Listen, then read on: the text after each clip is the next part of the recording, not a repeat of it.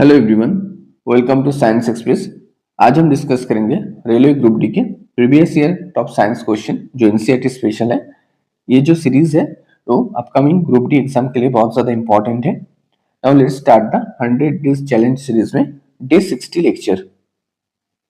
According to new Cartesian sign convention, new Cartesian जो sign convention है उसके हिसाब से कौन सा स्टेटमेंट करेक्ट है। Focal length of concave mirror is negative and convex mirror is positive. Okay. Focal length of concave mirror is negative and convex mirror is positive. ये जो स्टेटमेंट है ये करेक्ट स्टेटमेंट है। कॉन्केव मिरर में जो focal length होता है वो होता है नेगेटिव और कॉन्वेक्स मिरर में ये होता है positive. If the amplitude of vibration is increased to 3 times of its initial value, then the loudness of sound will be। अगर कंपन का आयाम अपने प्रारंभिक मूल से 3 गुना तक बढ़ जाता है तो ध्वनि के जोर यानी लाउडनेस कितना होगा। So correct answer is the loudness is directly proportional to amplitude square. Okay, अगर लाउडनेस यहाँ पर अगर vibration is increased in the 3 times, if the amplitude of vibration is increase 3 times, अगर एम्पलीट्यूड को 3 टाइम्स इंक्रीज कर दिया जाए okay तो क्या होगा, लाउडनेस क्या होगा 9 टाइम्स इंक्रीज हो जाएगा। Okay, if the amplitude of A sound is tripled, loudness increase 9 times of its original value, become the 9 times of its original value। Okay, अगर एम्पलीट्यूड अगर 3 टाइम्स इंक्रीज कर दिया जाए तो लाउडनेस क्या होगा, become 9 times of its original value. Which of the following physical quantity measure the rate of work done? Okay, rate of work done को हम किससे मेजर करते हैं? So correct answer is the power. Okay, power equals to work upon time, कितना work हो रहा है कितना टाइम पर हो रहा है, that is the power. Okay, so निम्नलिखित में से कौन सा भौतिक मात्रा काम की दर को मापती है? That is the power. The resistance of a conductor is inversely proportional to, किसी भी कंडक्टर में जो रेजिस्टेंस होता है वो किसके साथ इनवर्सली प्रोपोर्शनल होता है? सो correct answer is the area of cross section. Okay, area of cross section अगर ज्यादा होगा तो क्या होगा, रेजिस्टेंस कम होगा, और एरिया ऑफ क्रॉस सेक्शन अगर कम होगा तो रेजिस्टेंस क्या होगा, ज्यादा होगा। ठीक है, that is the area of cross section, इसके साथ इनवर्सली प्रोपोर्शनल होता है।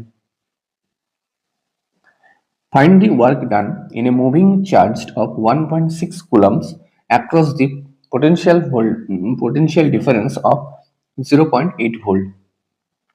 वर्क डाउन कैलकुलेट करनी है जहां पर चार्ज दिया गया 1.6 कूलम।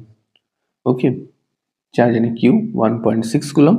ओके, और यहाँ पर पोटेंशियल डिफरेंस यानी V 0.8। यहाँ पर वर्क डन क्या होगा, W equals to V into Q। So 1.6 into 0.8, so यहाँ पर वैल्यू होगा 1.28 joule. Okay, so correct answer is 1.28 joule. Work done का इकाई क्या है, joule. So correct answer is 1.28 joule.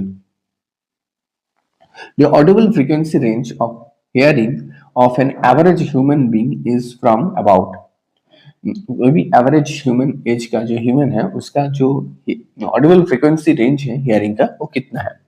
So it is 20 to 20 kilohertz। Okay, this is the audible frequency range of hearing of an average human beings is about 20 hertz to 20 kilohertz। The plants tolerate to the desert condition are called, अगर कोई plant desert condition में survive कर रहा है तो उस type का जो पौधा है उसको हम किस नाम से जानते हैं? So it is called xerophytes. Okay, it is called xerophyte. ये जेरिक एनवायरनमेंट में ग्रो करता है। Example cactus. ओके, कैक्टस एक ज़ेरोफाइट्स प्लांट का एग्जांपल है। यहाँ पर क्या होता है, जो प्लांट बहुत से कम पानी में सरवाइव करता है, this type of plant is called xerophytes. What is the scientific name of National Bird of India? National bird यानी पीकॉक। ओके, पीकॉक का साइंटिफिक नेम क्या है? सो पीकॉक का जो साइंटिफिक नेम है वो है Pavo cristatus. Pavo cristatus. Okay, इस टाइप का नेम को हम कहते हैं बाइनोमियल नोमेनक्लेचर। Binomial nomenclature. ये बाइनोमियल नोमेनक्लेचर का जो कॉन्सेप्ट है किस साइंटिस्ट ने दिया? लीनियस, कैरोलस लीनियस ने बाइनोमियल नोमेनक्लेचर का कॉन्सेप्ट दिया है। ओके, सो पीकॉक का साइंटिफिक नेम है Pavo cristatus. Who introduced the 5 kingdom classification? 5 राज्य वर्गीकरण किसने पेश किया? So name of this scientist is are H Whittaker. In 1969 R H Whittaker ने 5 किंगडम क्लासिफिकेशन का कॉन्सेप्ट दिया। यहाँ पर जो पहला किंगडम आता है वो होता है kingdom Monera, then kingdom Protista, then kingdom Fungi, then kingdom Plantae and last one is the kingdom Animalia. Okay, so who introduced the 5 kingdom classification? So name of the scientist is R.H. Whittaker। और कब दिया था ये classification system? 1969 में। Thanks for watching. Don't forget to subscribe Science Express. Thank you.